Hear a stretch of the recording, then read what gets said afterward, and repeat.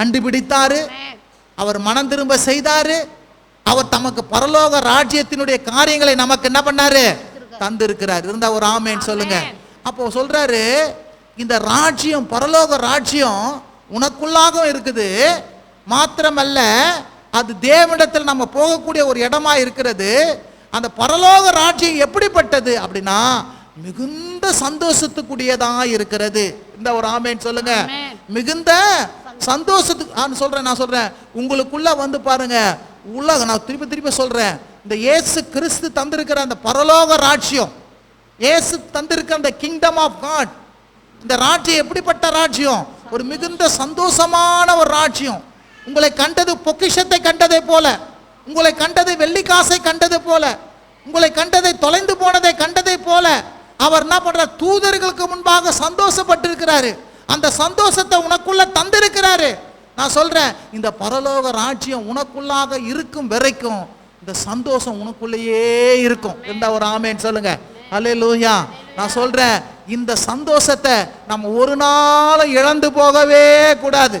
சொல்லுங்க, இழந்து போகவே கூடாது. இந்த சந்தோஷத்துக்காக நம்ம வாழ்க்கையில எல்லாவற்றையும் காட்டிலும் இதற்கு ஒரு விலை கிரயத்தை கொடுக்கணும்.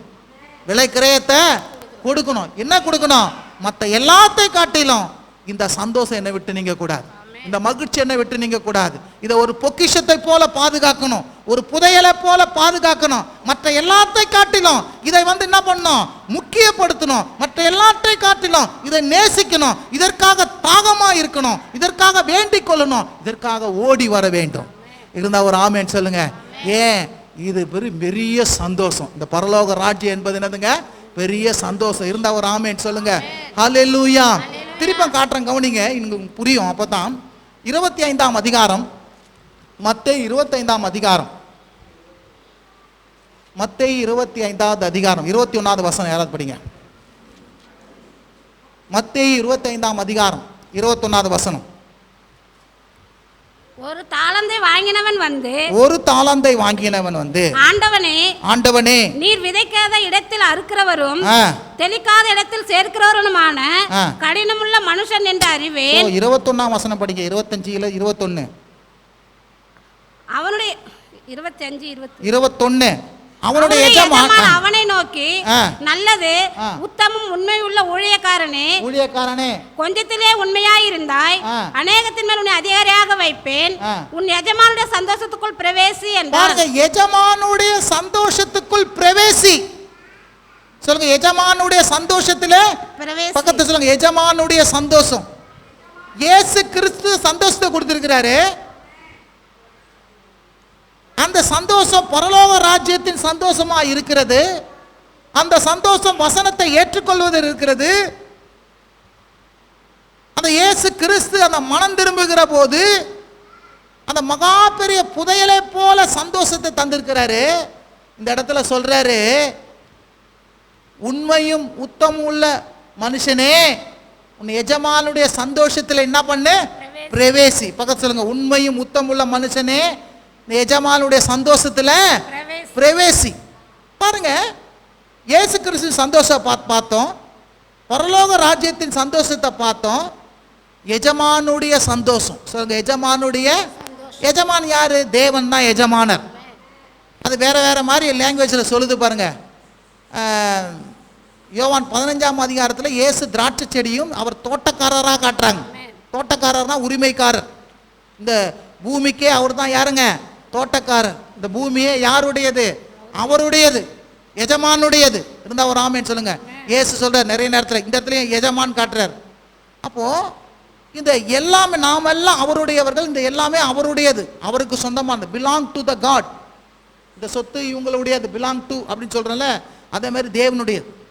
அப்போ இந்த தேவனுடைய சந்தோஷம் ஒன்று இருக்கிறது. சொல்லுங்க, தேவனுடைய சந்தோஷம், எஜமானுடைய சந்தோஷம். சொல்லுங்க, எஜமானுடைய சந்தோஷம். இந்த சந்தோஷத்துல நம்ம பிரவேசிக்கணும்.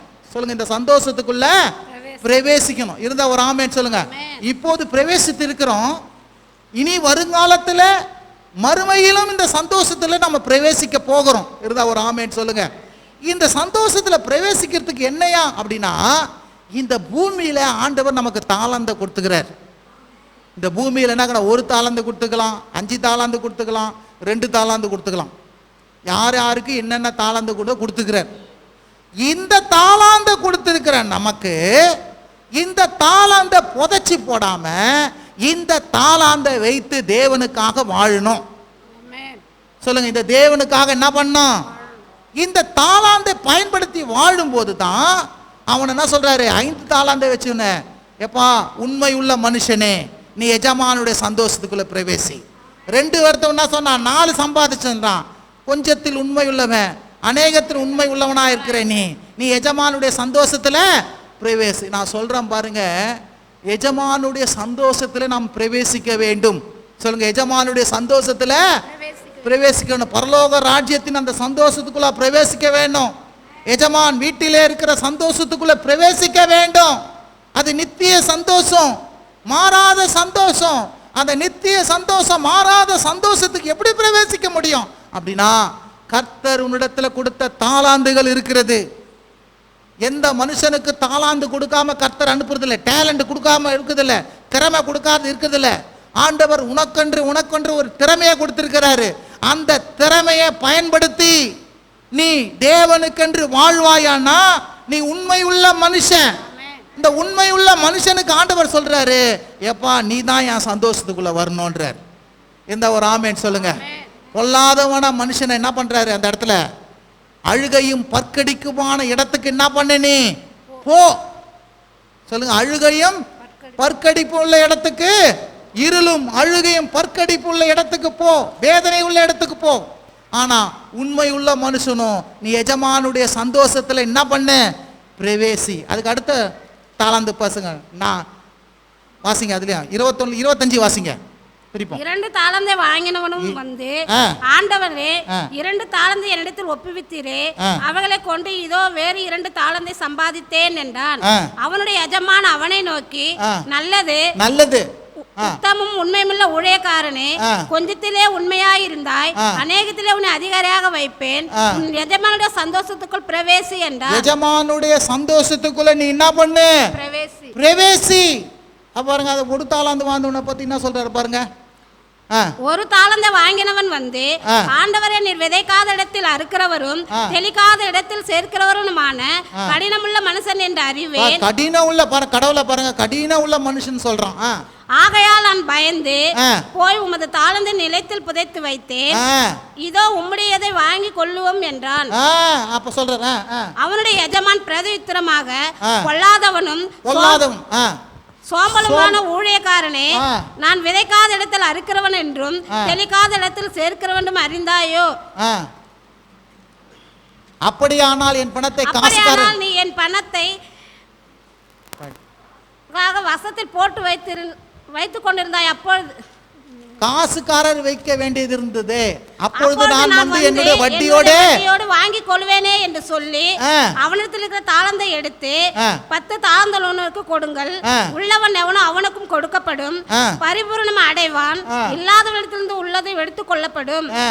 பிரயோஜனமற்ற ஊழியக்காரனாக இவனே, பிரயோஜனமற்ற ஊழியக்காரனே, புறம்பான இருளிலே தள்ளி போடுங்கள், புறம்பான இருளிலே தள்ளி போடுங்கள், அங்கே அழுகையும் பற்கடிப்பும் உண்டாயிருக்கும் என்றார். அழுகையும் பற்கடிப்பும் உண்டாயிருக்கும் என்றார். எத்தனை பேருக்கு விளங்குது நான் சொல்றது பாருங்க.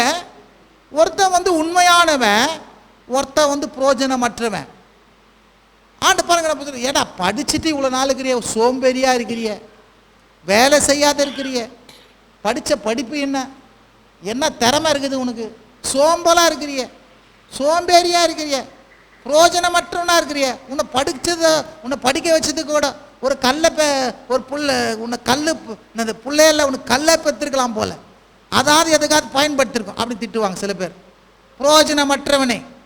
ஆனா பாருங்க, இந்த இடத்துல வந்து கர்த்தர் சொல்றாரு, நீ பிரயோஜனமற்றவனா இருக்கக்கூடாது, பொல்லாதவனா இருக்கக்கூடாது, சோம்பல் உள்ளவனா இருக்கக்கூடாது. எப்படி இருக்கணும், உண்மை உள்ளவன், கொஞ்சத்தில் உண்மை உள்ளவன் அநேகத்தில் அதிகாரியாய் கர்த்தர் என்ன பண்ணுவாரு. அப்ப பாருங்க, ஆண்டவர் உனக்கு கொடுத்த தாளாந்து, உனக்கு கொடுத்த திறமைய நீ எப்போது நீ பயன்படுத்த ஆரம்பிக்கிறியோ, நான் சொல்றேன், கர்த்தர் சொல்றாரு, உண்மை உள்ள ஊழியக்காரனே, சொல்லுங்க, உண்மை உள்ள என் எஜமானுடைய சந்தோஷத்துல பிரவேசி. முதல்ல ஆண்டவர்கிட்ட உண்மை உள்ள ஊழியனா இருக்கணும். என்ன, ஆண்டவர் உனக்கு எந்த விதத்திலையாவது கர்த்தர் திறமையை கொடுத்திருப்பார்.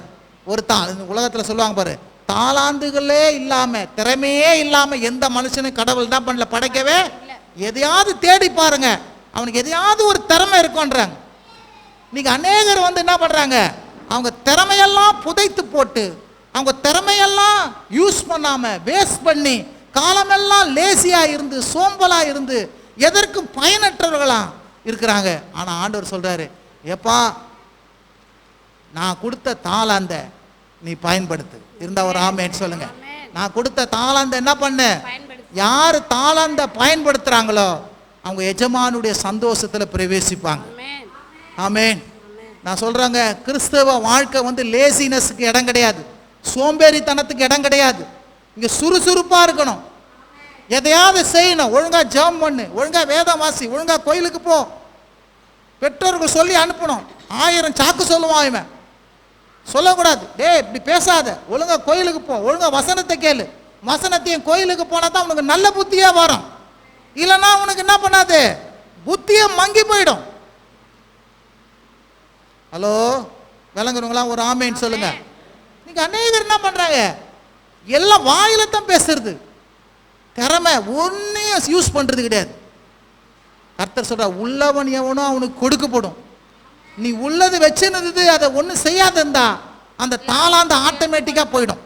சில பேர் சொல்லுவாங்க, நல்லா பாடுவேங்க, ஆனால் இப்போ தான் பாடவே தெரில. ஏன் பாட தெரியும், ஆனால் நான் பாடாமே விட்டேன், ப்ராக்டிஸ் பண்ணாமே போயிட்டேன் பார்த்தீங்களா, அது என்னை விட்டு போயிடுச்சுன்னுவான். ஹலோ, விளங்குதான் நான் சொல்றது? அதனால சொல்றேன் பாருங்க, கர்த்தர் உங்களுக்கு ஒரு தாளாந்த கொடுத்துக்கிறாரு, திறமையை கொடுத்திருக்கிறாரு, திறமையை கொடுத்திருக்கிறாரு. கர்த்தர் நிமித்தமா அந்த திறமையை பயன்படுத்துங்க. ஆண்டவர் சொல்ல, என் எஜமானுடைய சந்தோஷத்துல பிரவேசி. எஜமானுடைய சந்தோஷத்துல நீ என்ன பண்ணுவ, பிரவேசிப்ப. அல்லேலூயா. அப்ப பாருங்க, பரலோக ராஜ்யம் சந்தோஷம், கர்த்தர் கொடுத்த தாளாந்த பயன்படுத்துவதனால உண்டாகிற சந்தோஷம், வசனத்தை கேட்கறதுனால உண்டாகிற சந்தோஷம், மனம் திரும்புதலால உண்டாகிற சந்தோஷம். எப்போதும் மனம் திரும்புகிறவர்களா இருக்கணும், தாளாந்த பயன்படுத்துகிறவர்களா இருக்கணும், வசனத்தை கேட்கிறவர்களா இருக்கணும். பரலோக ராஜ்யத்தை குறித்து என்ன பண்ணணும், ஒரு பெரிய சந்தோஷம் உண்டாகணும். அது ஒரு பொக்கிஷத்தை போல, ஒரு புதையலை போல வச்சுக்கணும். இருந்தா ஒரு ஆமென் சொல்லுங்க. இதை வந்து இயேசு கிறிஸ்துவ அறிந்த அறிவையும், இயேசு கிறிஸ்துவ ஏற்றுக்கொண்டதையும் அதை வந்து ஒரு லேசா விட்டுடக்கூடாது, ஒரு பெருசா எண்ணணும். இருந்தா ஒரு ஆமென் சொல்லுங்க. எவ்வளவுக்கு எவ்வளவா இயேசு கிறிஸ்துவை குறித்தும் இந்த காரியத்தை குறித்தும் நீ பெருசா என்ன என்ன என்ன பார்க்க, வாழ்க்கை பெருசாவே மாறிடும். நான் சொல்ற தேவ காரியங்களையும் வசனத்தையும் ஆலயத்தையும் நம்ம எவ்வளவு அசட்டை பண்றோமோ அவ்வளவா நம்ம என்ன பண்ணுவோம், தாழ்ந்து நிற்போம். ஆனா எப்போ வந்து தேவனுடைய காரியத்தையும் இந்த காரியத்தையும் ஒரு பெருசா மதிச்சு அதை முக்கியமா தேடி அதை குறித்து ஒரு சந்தோஷம், அதை குறித்து ஒரு மகிழ்ச்சி நம்ம தேட தேட ஆண்டவர் என்ன சொல்வாரு, வாழ்க்கையில் அந்த சந்தோஷம் எப்போதுமே இருக்கும், பரலோக ராஜ்யத்தின் சந்தோஷம். இருந்தா ஒரு ஆமென் சொல்லுங்க. ஹல்லேலூயா, ஹல்லேலூயா. சில பேர் நினைப்பாங்க, நீங்களாம் நம்ம முட்டாளுங்க, சும்மா பேச ஏதோ பேசிப்பாங்க. முட்டாளா நம்ம? நான் சொல்றேன் பாருங்க, தேவனுடைய காரியங்களை குறித்து நாம் அறிந்து கொள்ள அப்போதான் வாழ்க்கையை புரிந்து கொள்ள முடியும். உங்களை குறித்து அறிந்து கொள்ளணும், உங்களை குறித்து அறிந்து கொண்டா தான் வாழ்க்கையை குறித்து அறிந்து கொள்ள முடியும். உங்களை குறித்து எப்படி அறிந்து கொள்ள முடியும்? படைத்த தேவனிடத்துல உங்களை குறித்து எழுதப்பட்ட இந்த புஸ்தகத்தில் அறிந்து கொள்ளும் போது தான் உங்களை குறித்து அறிந்து கொள்ள முடியும். நீ யாருன்னே உனக்கு தெரியல, நீ எப்படி வாழ முடியும்? சில பேருக்கு இதே கேள்வி, நான் யாருன்னே என்னை கண்டுபிடிக்கிறதுக்கு பல வருஷம் ஆயிடுச்சு. ஹலோ, இருந்தா ஒரு ஆமென் சொல்லுங்க. ஹல்லேலூயா. நான் சொல்றேன், இங்க வந்தா கர்த்தர் உன்னை எப்படி வச்சுக்கிறாரு, உன்னை வந்து வெள்ளி காசை போல கண்டுபிடிச்சிக்கிறாரு. ஐயா, நீ காணாமல் போனத உன்னை 100 ஆடை தேடி திரிஞ்சு உன்னை கண்டுபிடிச்சிருக்கிறாரு. ஓ, இந்த சந்தோஷத்தை உனக்குள்ள பரலோக ராஜ்யத்தை வச்சிருக்கிறாரு. நீ இங்க இருக்க சொல்ல சந்தோஷமா இருக்க முடியும், நீ போகிற இடமும் சந்தோஷம். இருந்தா ஒரு ஆமென் சொல்லுங்க. இந்த சந்தோஷத்துக்கு ஈடு இல்லை, இணை இல்லை. ஆகவே இந்த சந்தோஷத்தை வாழ்நாளெல்லாம் பற்றி கொள்ளணும். இந்த சந்தோஷத்தை நம்ம என்ன பண்ணக்கூடாது, தொலைத்து போடவே கூடாது. இந்த ஒரு ஆமென் சொல்லுங்க. இதை வேண்டணும், விரும்பணும், வாஞ்சிக்கணும், தாகமா இருக்கணும், ஓடோடி வரணும். நான் சொல்றேன், வசனத்தை கேட்க கேட்க கேட்க சந்தோஷத்தோடு ஏற்றுக்கொள்ள ஏற்றுக்கொள்ள நிச்சயம் கல்லானாலும் அந்த இடத்துல செடி வளரும். இந்த ஒரு ஆமென் சொல்லுங்க. ஹல்லேலூயா. கடைசியா ஒரு வசனம், அப்போஸ்தலர் நடபடிகள்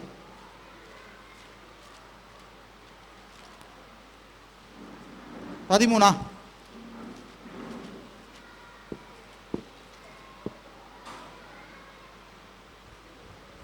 13ஆம் அதிகாரம் 52ஆம் வசனம்.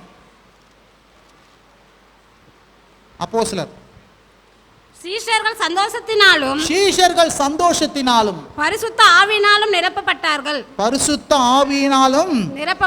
பாருங்க, சீஷர்கள் சந்தோஷத்தினாலும் பரிசுத்த ஆவியினாலும் என்ன பண்ணப்பட்டார்கள்? நிரப்பப்பட்டார்கள். திருப்பி போடுங்க, பரிசுத்த ஆவி, சீஷர்கள் பரிசுத்த ஆவியினால் நிரப்பப்பட்டார்கள், சந்தோஷம் அடைந்தார்கள். இருந்தா ஒரு ஆமென் சொல்லுங்க. அப்போ இயேசு கிறிஸ்துவை பார்க்கிறதுனால சந்தோஷம், வசனத்தை கேட்கறதுனால